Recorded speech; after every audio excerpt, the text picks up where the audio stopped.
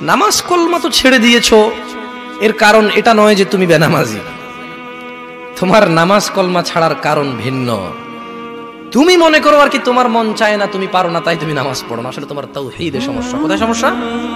মানে আল্লাহ কে? আল্লাহ তিনি যে তোমার হিসাব নিতে সক্ষম এবং তিনি যে তোমার হিসেব নিবে, তুমি এটা পরিপূর্ণভাবে বিশ্বাস করো না, তাহলে তো তুমি নামাজ পড়তে। তুমি মনে করো আর কি তুমি নামাজ পড়ছো না, তুমি গাফেল।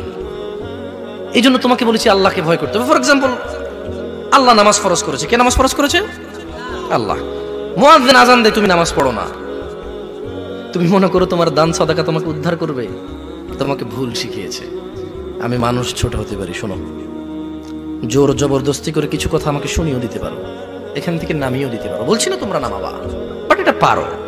তবে মনে রাখবে, কথা যেটা বলে সেটা উল্টাতে পারবে না। কেন পারবে না জানো? কারণ এই কথা উল্টানোর জন্য তোমাকে কথা থাকতে হবে।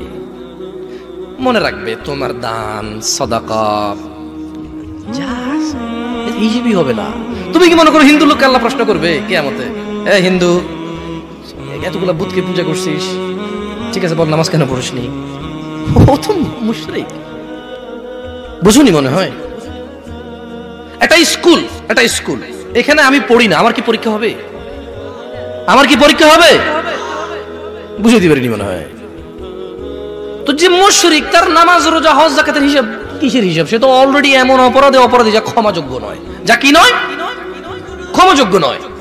একজন বেনামাজি মানুষ, সে মনে করে নামাজ না পড়া শুধু নামাজ না পড়া, অথচ আল্লাহর নবী, যে একটু আগে বললাম, আল্লাহ বলেছে যদি তোমরা আল্লাহর ভালোবাসা পেতে চাও তাহলে রাসূলের অনুসরণ করো। রাসূল বলছে যে নিশ্চয়ই কাফের এবং মুশরিকের মধ্যে আর আমাদের মধ্যে পার্থক্য হচ্ছে নামাজ। তুমি মনে করো নামাজ না পড়া। ওই যে তুমি খুঁজে পাও না মুসলমান কিভাবে শিরিক করে, এই যে নামাজ না ছাড়লে শিরিক হয়।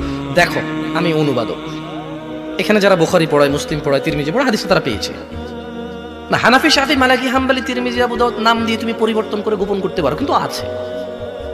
ফয়সালা তো আল্লাহ করবে যে এভাবে হয় নাকি সিস্টেম, ইসলামকে বিভক্ত করা এবং কিয়ামত দিবসে রাসূলের অনুসরণের বাইরে কোনো অনুসরণের হিসাব নেওয়া হবে কিনা, সেটা তো আল্লাহ ফয়সালা করবে। আমি আর তুমি এখন